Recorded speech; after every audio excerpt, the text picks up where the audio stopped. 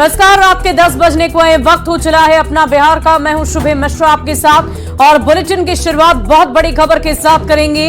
आरा से बड़ी खबर आपको बताएं, जहां 0 माइल पर फिर से गोलीबारी की घटना घटी। बाइक सवार अपराधियों ने दुकान पर फायरिंग की, जिसमें दुकान में काम कर रहे लोगों को गोली लगी है। घायल को इलाज के लिए अस्पताल में भर्ती किया गया। 2 दिन से हो रही गोलीबारी की घटना से आक्रोशित लोगों ने सड़क जाम कर जमकर हंगामा किया है। स्थानीय लोग जिला प्रशासन से आरोपी की गिरफ्तारी की मांग लगातार कर रहे हैं। इस वक्त की बड़ी खबर आपको बता रहे हैं आरा से, जहां दुकान पर लगातार दूसरे दिन फायरिंग की घटना घटी है। फिलहाल इस पूरे मामले को लेकर जांच पड़ताल लगातार जारी है।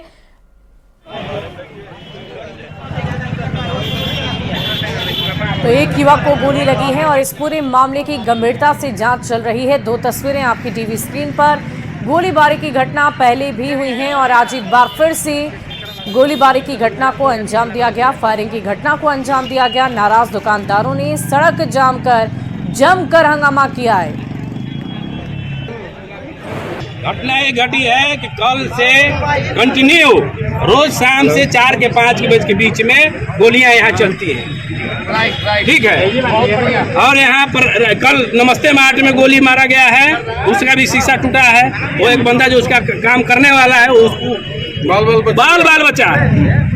आज फिर वही वारदात same to same Harsh marble में चला, यहाँ जय गुरुदेव जी के दुकान में चला है। आज किसी को गोली लगी है? हाँ, पप्पू कुमार लड़का है, उसको गोली लगा। ठीक है, अभी हॉस्पिटल लेके गए हैं। और यहाँ से वो बंदा एक बाइक पे फायरिंग करते हुए वहाँ पर जाके काली माता मंदिर है, वहाँ पे फायर किया है। उसके मारने के बाद 30 सेकंड बाद पुलिस गई है गाड़ी। हाँ, पीछे गाड़ी है, ठीक 30 सेकंड। हाँ, लेकिन कोई कार्रवाई। दहशत में लोग, पूरा बिजनेसमैन जो है ना, यहाँ बहुत दहशत में है। पूरा दुकानदार कल से अपना शटर बंद करके और अपने घर में रहेगा।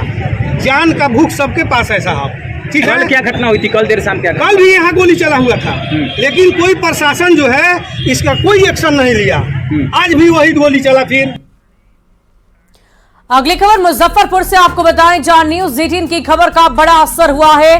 फर्जी नेटवर्किंग कंपनी में नौकरी का झांसा देकर लड़कियों का यौन शोषण करने के मामले में एक्शन तेज हो गया। पुलिस आरोपियों की पकड़ने के लिए छापेमारी लगातार कर रही है। अहियापुर थाना इलाके के बकरी में डीवीआर यूनिक मार्केटिंग कंपनी के कार्यालय में एसडीपीओ ने कई घंटे जांच पड़ताल की। कार्यालय में मौजूद काम कर रहे युवकों से पुलिस ने पूछताछ की है। आरोपी की गिरफ्तारी के लिए छापेमारी तेज कर दी गई है। इस पूरे मामले पर एसडीपीओ विनीता सिन्हा ने कहा कि लड़की का बयान दर्ज कर लिया गया है। उसके बयान के आधार पर कार्यालय की जांच पड़ताल की गई। पूरे मामले का खुलासा होगा। आरोपियों को गिरफ्तार जल्द कर लिया जाएगा।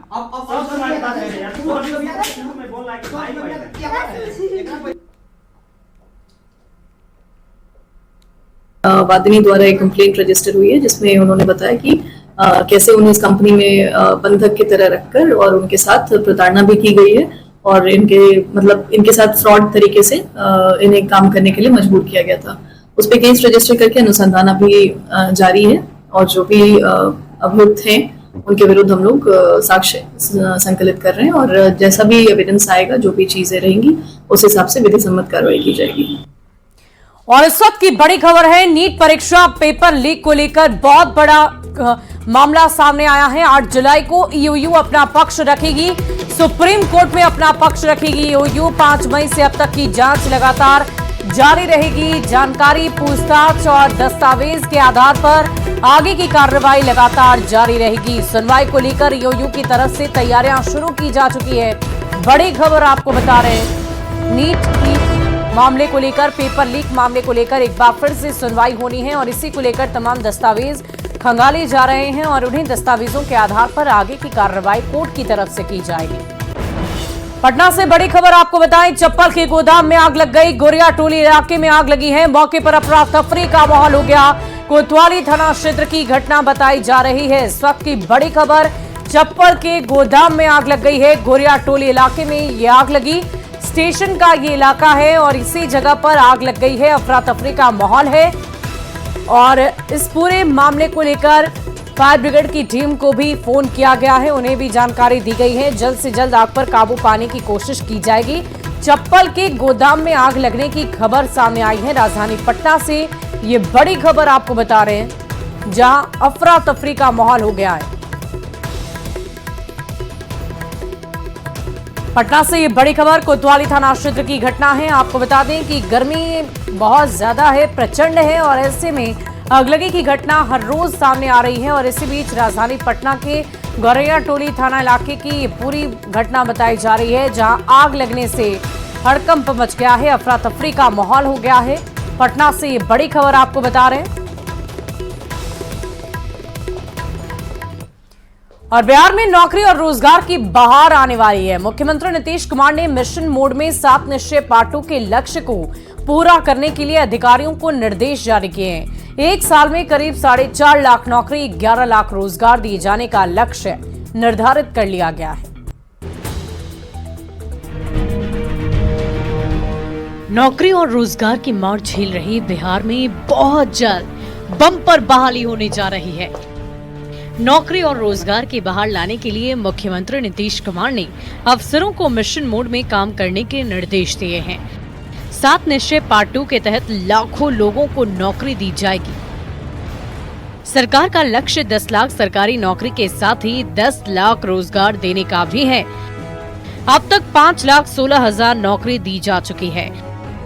1,99,000 नौकरी के लिए प्रक्रिया पूरी भी कर ली गई है। सरकार ने अगले 3 महीने में नियुक्ति पत्र देने का लक्ष्य रखा है। 2,11,000 नियुक्ति की प्रक्रिया लगातार जारी है। इस वित्तीय वर्ष यानी 2024-25 के लिए 11 लाख से ज्यादा रोजगार देने का लक्ष्य सरकार की ओर से रखा गया है। बिहार में बम्पर वैकेंसी 7 निश्चय पार्ट 2 के तहत निकाली जाएगी। अगले 3 महीनों में करीब 2 लाख लोगों को सरकारी नियुक्ति पत्र देने का लक्ष्य रखा गया है।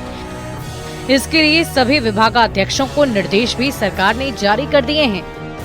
इसके साथ ही मुख्यमंत्री नीतीश कुमार ने परीक्षा में धांधली और पेपर लीक को लेकर भी विधानसभा के अगले सत्र में सख्त कानून लाए जाने की बात कही है। बिहार में नौकरी की बहार को लेकर सियासत भी जारी है। सरकारी नौकरी देने के अपने वादे पूरी करने को लेकर सरकार बेहद गंभीर है।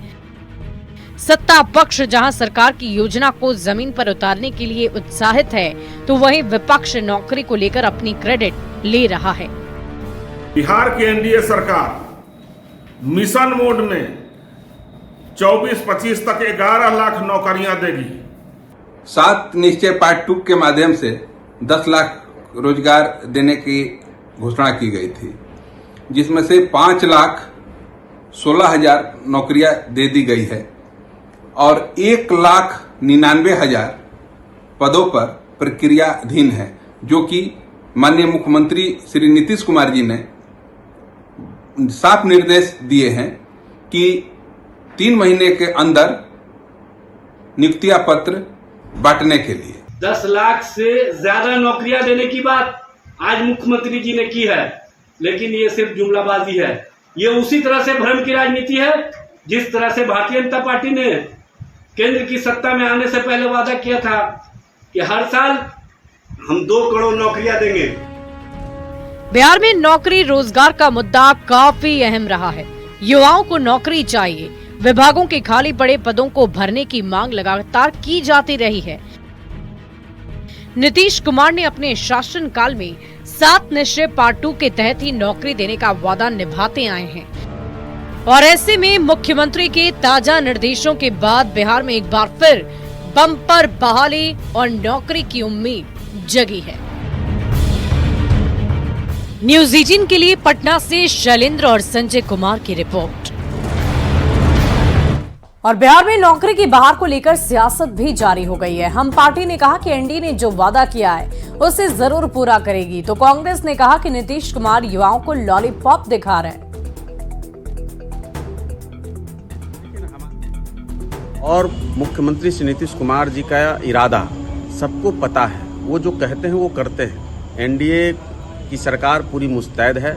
7 निश्चय पार्ट 2 के तहत जो 10 लाख नौकरी और 10 लाख से ज़्यादा रोजगार देने की बात है, उसको हम मिशन मोड में पूरा करेंगे। ये हमारा बिल्कुल जनता के साथ कमिटमेंट है।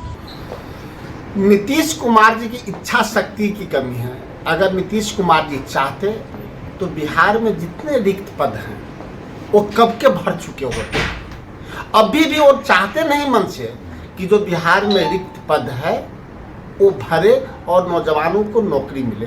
वो लॉलीपॉप दिखाना चाहते हैं, सिर्फ विज्ञापन लाना चाहते हैं और समय से पूर्व बिहार में चुनाव कराना चाहते हैं और नौजवानों को ठगना चाहते हैं। और केंद्रीय मंत्री बनने के बाद जीतन राम मांझी पहली बार पटना पहुंचे। पटना पहुंचने पर कार्यकर्ताओं ने उनका ढोल नगाड़ों के साथ स्वागत किया है। मांझी ने भरोसा दिलाया कि केंद्रीय मंत्री के नाते वो अपना सर्वश्रेष्ठ प्रदर्शन करेंगे। मांझी ने एनडीए की सरकार जल्द गिरने के विपक्ष के दावे को सिरे से खारिज कर दिया।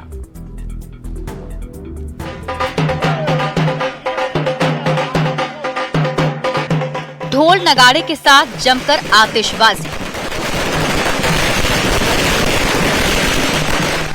ये तस्वीरें हैं केंद्रीय मंत्री जीतन राम मांझी की ग्रैंड वेलकम की।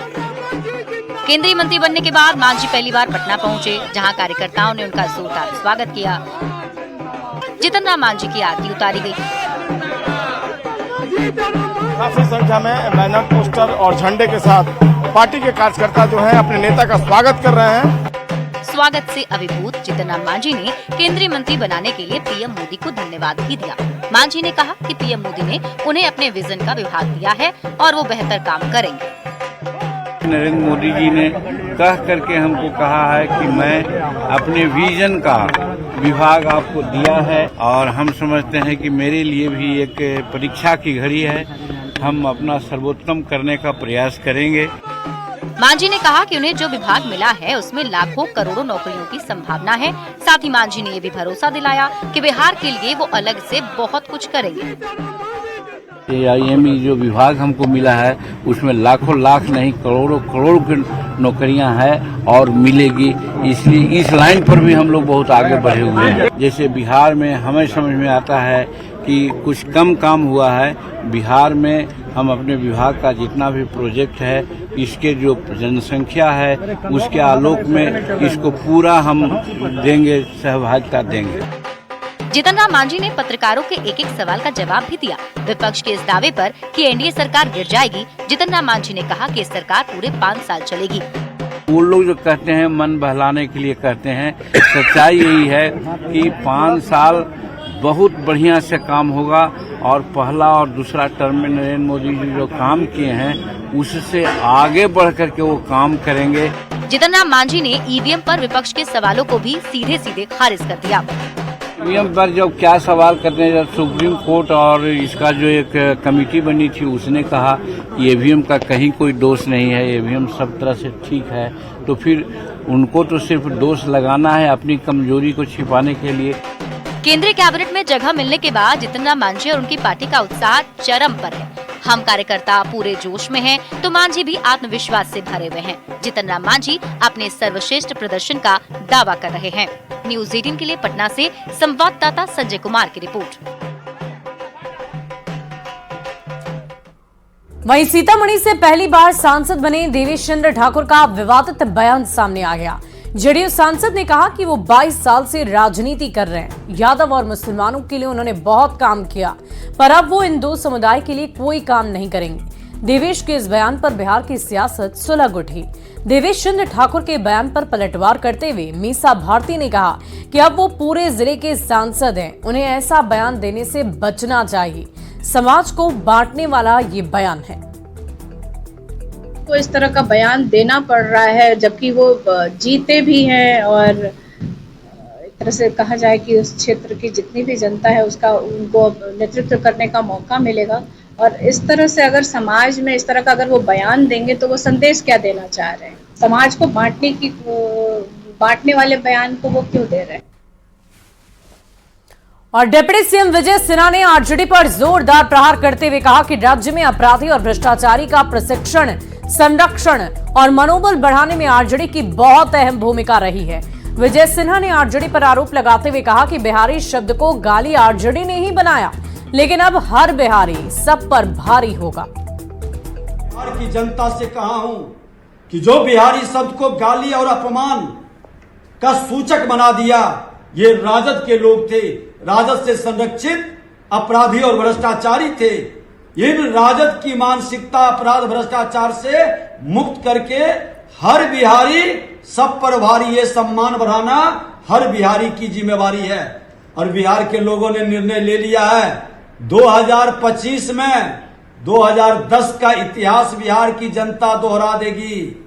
न माई समीकरण काम आएगा, न बाप समीकरण काम आएगा। फिर से बिहारी सब पर भारी, इसको 25 सीट के नीचे सिमटा देगा। और फिलहाल इस बुलेटिन में अभी के लिए बस इतना ही। एक नजर इस वक्त की हेडलाइंस पर।